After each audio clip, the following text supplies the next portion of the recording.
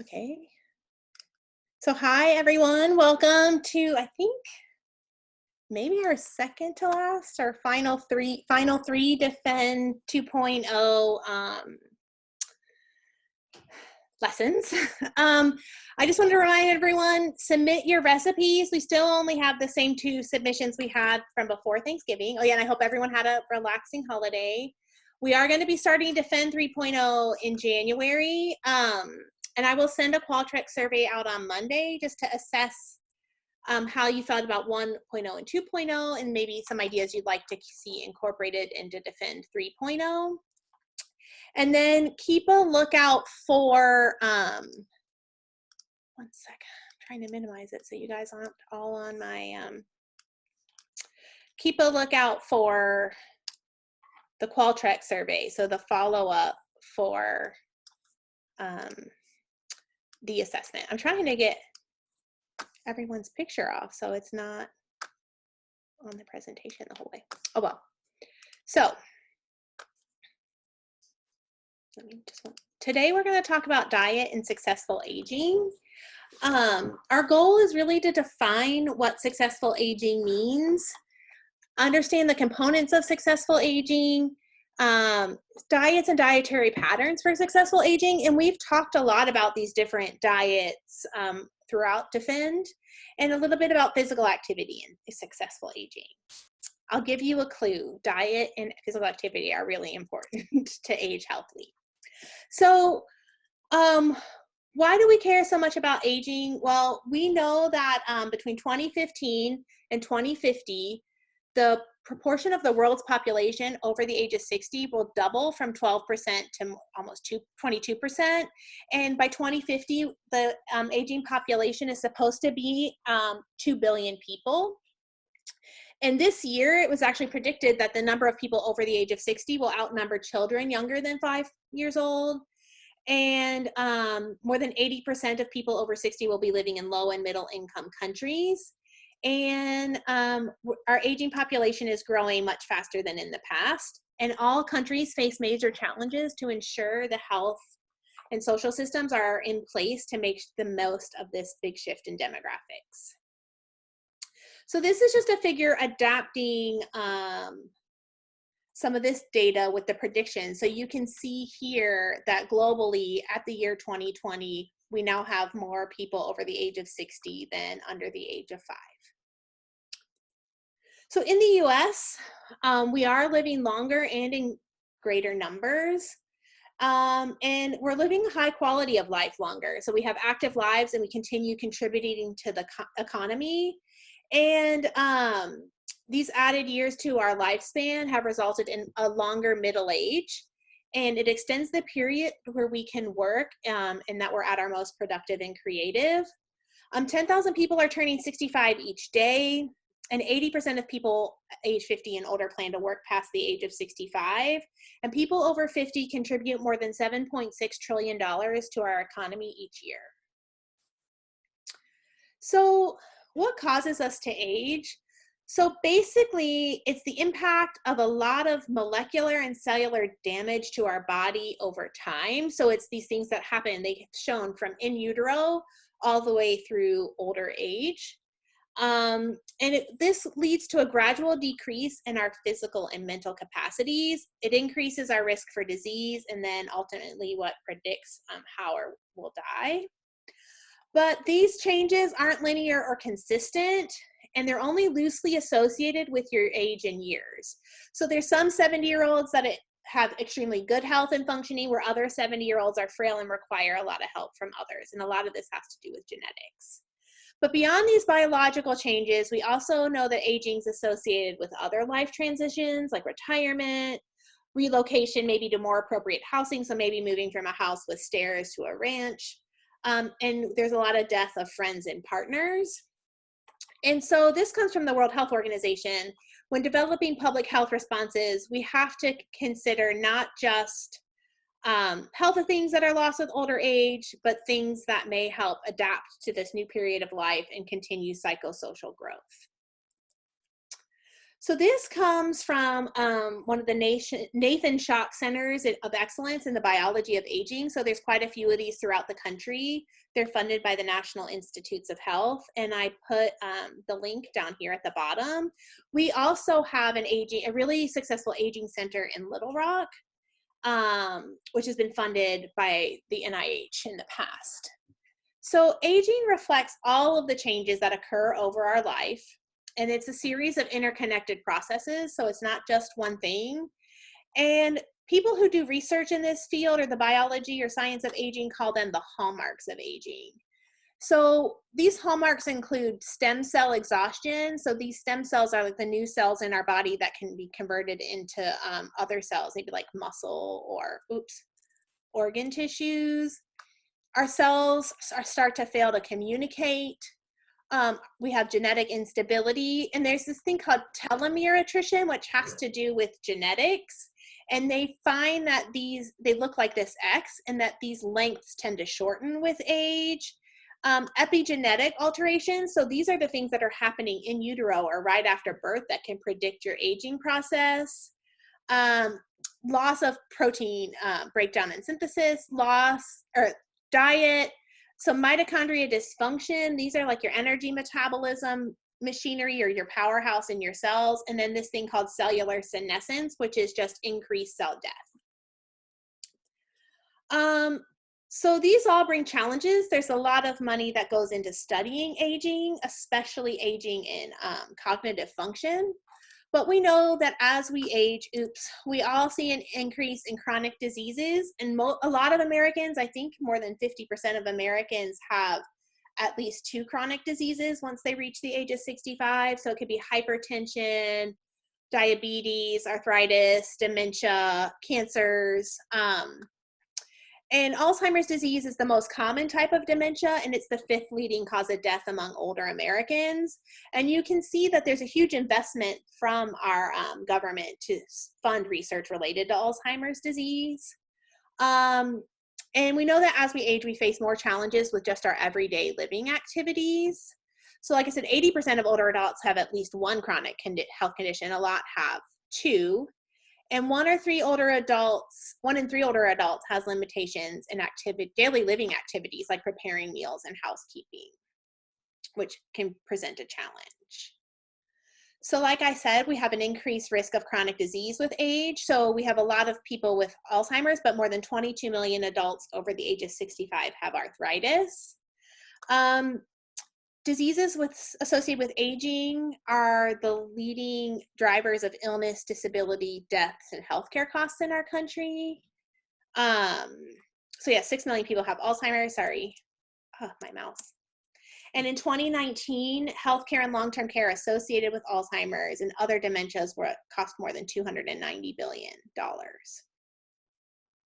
So as we age, so this graph here, we tend to, at a certain point, have a high waist circumference, but our body weight tends to decrease, so we're shifting where we carry our weight. Our lean mass, like muscle, starts to increase, and we see an increase in fat mass, but as we get older, this starts to decrease. And I think I've probably shown a picture similar to this in one of the protein talks. But this, oh my goodness, this is an aging muscle. And so this is, I think, a muscle taken from an inactive or sedentary 65-year-old female. And you can see with age, there's loss of muscle and increased fat. So this white part surrounding it, and then you see more fat infiltrating your muscle. And this is one hypothesis that they say can lead to, these chronic diseases. So along with this, we tend to see a decrease in our energy expenditure. So how many calories we're burning per day as we age. So once we hit middle age, our energy expenditure goes down, and it corresponds to our changes in body composition. That's why maybe a lot of us, when we start to hit menopause or our 40s, start to see a change in weight because we don't correspond that, or our lower energy expenditure to lower food intake. And we also see a decrease in strength with age. And this can also be related maybe to our body composition, but this is what increases our risk for falls and frailty and living independently. So a lot of research has gone into talking about what makes someone a successful ager. So successful ager is just the living longer independently and healthily. So things can be like life expectancy, life satisfaction and well-being. So really how happy and content you are predicts whether you'll age successfully. Good mental and psychological health and cognitive function. Continuing to learn new things is important for successful aging. Physical health and functioning and independent functioning. A lot of psychological characteristics and research like independent, self-esteem. People who have a positive outlook tend to be successful agers. Having a good social or community infrastructure, social networks, support and participation, and spirituality are all linked with successfully aging. And if we just kind of translate that, into maybe what you would use in a fast fact or a fact sheet, it would be like, what accomplishments do you enjoy your diet and is it healthy? Having financial security, living in a neighborhood with a good social structure, having a good physical appearance, being productive even into retirement, having a good sense of humor and a sense of purpose. So when around 850 people over the age of 50 were surveyed in the UK, they were asked what do they think successful aging means, and you can see most people associated with good health, while less than half associated with psychology and social factors and relationships and their finances. But we know that they all play an important part.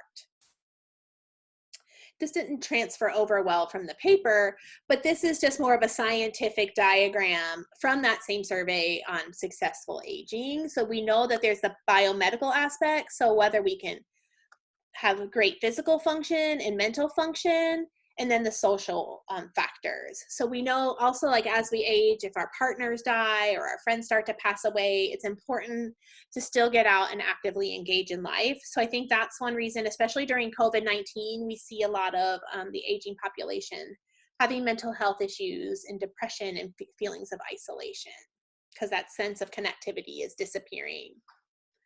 So I'm not sure if you all have ever heard of superagers. So superagers are a subset of the aging population who are still living independently by the age of 95. So in this population, genes, good genetics account for around 75 to 80% of how they age, where environment is responsible for around 20 to 25%. For the rest of us who aren't superagers, it's reversed. Our environment has a bigger role than our genetics on our ability to age well. And what they found in these superagers is that they may be overweight, they may have a chronic disease, they may smoke.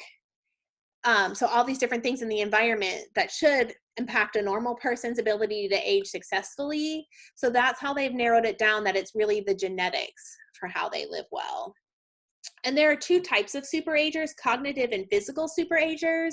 So people who have all their mental acuity as well as their physical ability, and that's what allows them to live independently. And so this goes back to exercises you can do to sort of maintain these things for successful aging. Embracing mental challenges, increase your exercise capacity. Don't let your age be a deterrent for participating in new things. Work out with a group or do activities with a group, get enough sleep, and reduce anxiety. And I took this information.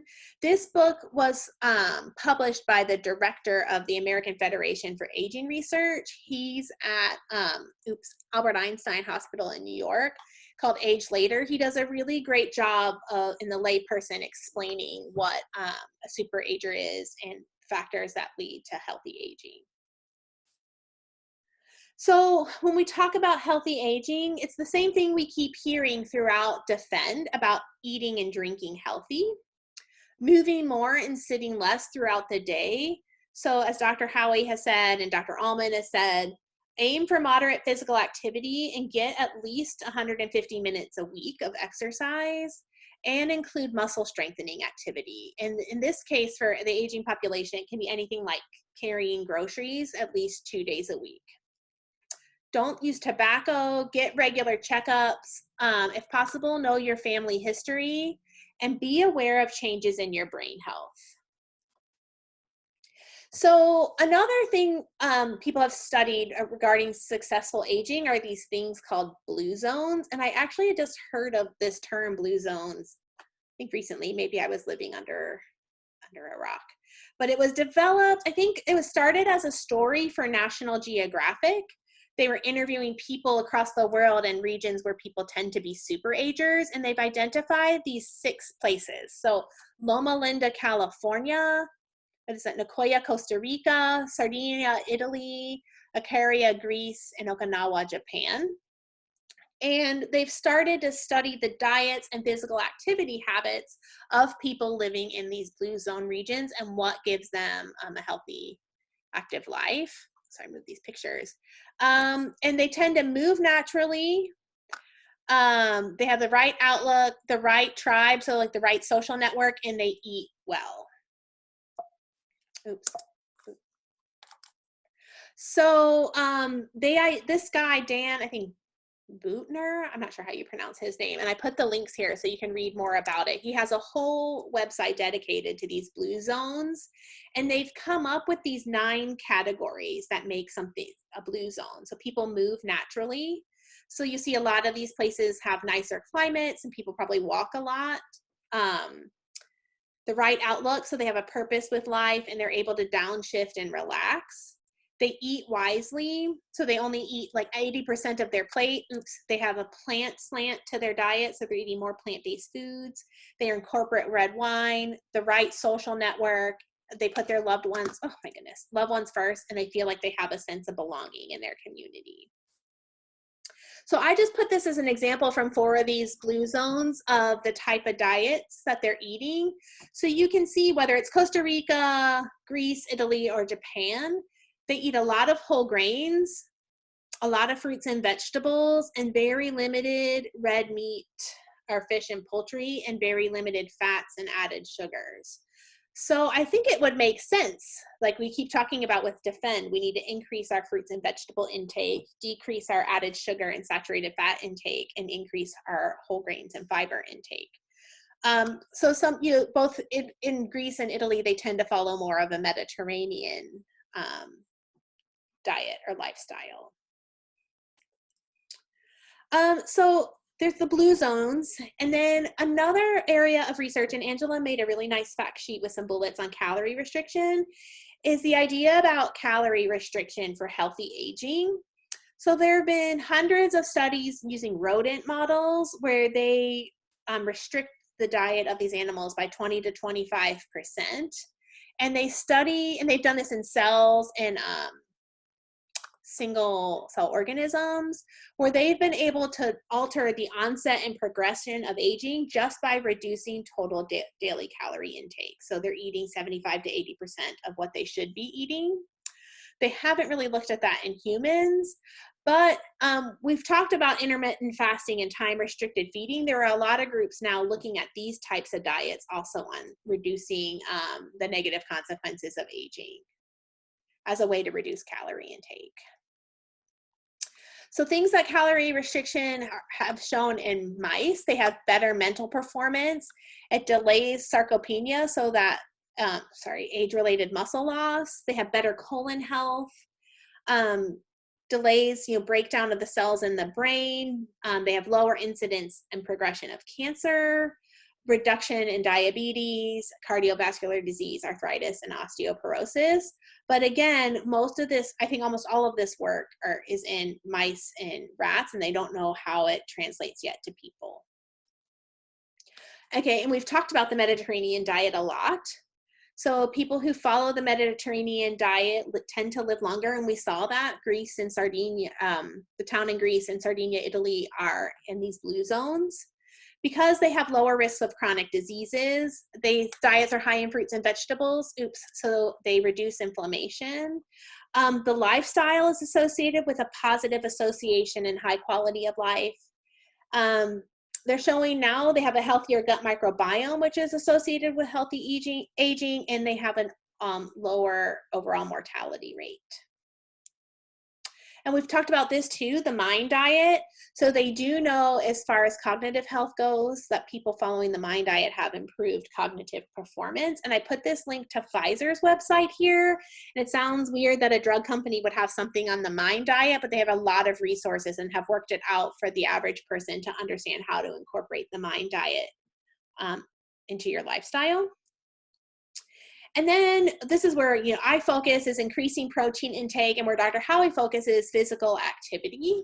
So they know that older adults have greater protein needs than younger adults, and this is because our body becomes resistant to protein intake, so you need more to get the same effect. And we know that older adults don't eat enough protein because it could be due to appetite loss, medical conditions, or financial limitations, but also it becomes harder to chew protein. And an optimal intake of at least 1.0 to 1.5 grams per kilogram body weight is recommended. And like if you're at a higher malnutrition risk, you would need more protein. And the current recommendation is 0.8 grams per kilogram body weight for the average adult. And then like we talked about, regular exercise is really important. It helps maintain our muscle strength and function, allowing us to live independently. Resistance training, so that's anything that would involve weights, helps with muscle. And combining resistance training and protein intake can also help with healthy muscle. And these recommendations come from the European Society for Clinical Nutrition. So I just put a couple useful resources here, and the links are also throughout the presentation for easy to digest information about healthy aging. And this guy says, can we prevent or delay aging? And he said the answer is yes, but it requires a healthy diet and physical activity. So I kind of rushed through that because I was flustered. Let me stop sharing. Does anyone have any questions? Let me stop this share here. Oh, I see there are some comments.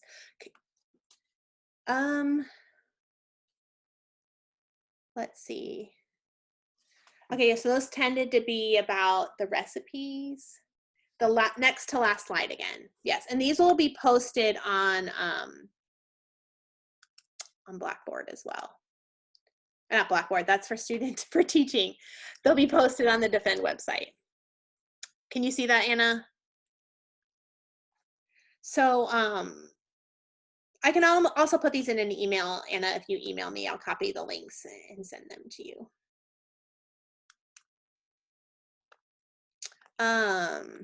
So Mary asked, do you multiply 1 and 1.5 grams times body weight in grams or pounds? So it would be in kilograms, but 1 kilogram is 2.2 pounds. So it would just, and it's your ideal body weight, not your actual body weight. Is it basically true that overall health is 80% of what you eat and 20% exercise? I would say it's also probably about genetics, like 30 to 40% genetics, and then good diet and exercise. But these super agers, it seems to be reversed, that it's 70 to 80% genetics and 20 to 30% lifestyle habits. Oh, and so for the recipes, I think, anything that you find a healthy recipe or healthy tip would be really nice to have. Or if you have a favorite, healthy breakfast or healthy snack, would be really nice as well. And anything, we can divide it up into, breakfast, lunch, dinner, appetizers, desserts. Yeah, so actually, Erin, I haven't read the Blue Zones book yet, but I thought yesterday maybe I should buy it. But I will say, like, my in-laws are from Sardinia, and my father-in-law has like multiple chronic diseases, but he's almost 80 and still living independently. So I think there's something to be said about, the genetic background of people from Sardinia and being super agers. Oh yeah, and Erin said it depends on how you define health. So I think as we age, one important part of this is not just diet and eating, but it is really having an important social network. So whether that's through your church, like a community center, just a group of friends.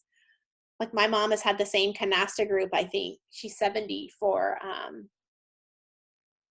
15 years, 20 years. And, you know, it's those Mondays, and that's what's gotten her through COVID, is having this like Monday game to look forward to because they can play digitally. Yeah. But I think, you know, it's the same thing. Increase your fruit and vegetable intake, get enough fiber, lean proteins, drink enough water, and meet your physical activity goals. So that's why having a walking buddy could be also part of that group, like the social networking, but also physical activity. Are there any other questions? Comments? I feel like I flew through that. I was really flustered with my technical challenges today. Nope. Okay, well, you can always feel free to email me, and we'll send that Qualtrics survey out by Monday. And if you see any information in these slides, because our fast facts are much shorter for DFEND 2.0 that you would like us to elaborate on, just let me know and I can turn it into a proper extension fact sheet. Yeah, so Donna, all except one of our sessions are recorded and then they're put on our YouTube channel. So usually they're up by Monday, and you can find the link to YouTube on the DFEND website. There are always outliers, but we should try to be as healthy as possible. I think that's a great philosophy, Pam. Yeah, I mean, because it's really hard. Like I feel like, you know, it's about balance. And yeah, but I mean, I think every place you look that's in this blue zone, they have a lot of healthy fats, high fruits and vegetables, and high fiber, and low saturated fats and meat intake. So do I have any info on vitamin D? I don't have it readily available, but Donna, if you email me and ask me what kind of questions you want to know, I can either send you some links or write up a fast fact on vitamin D, because there's a lot of things vitamin D is good for. So anyway, okay. Well, if there's no other questions, we actually finished on time today. Oh, let me put my email in. Thanks, Lisa. Thank you, everyone, for continuing to attend DFEND. And yeah, hopefully you can all respond to our survey about ways to improve it. I think DFEND 3.0, we're really going to try to focus on how to teach people about behavior change. So we've learned all this nutrition information. How do we implement some of these practices into our daily lives for the long term, and like work with how to sort of like a train the trainer and how to engage people and get them to change their habits. Okay, well, everyone have a great weekend. The sun is finally out up here in Northwest Arkansas, so that's positive. And take care of yourself. Stay safe. Thank you. Oops.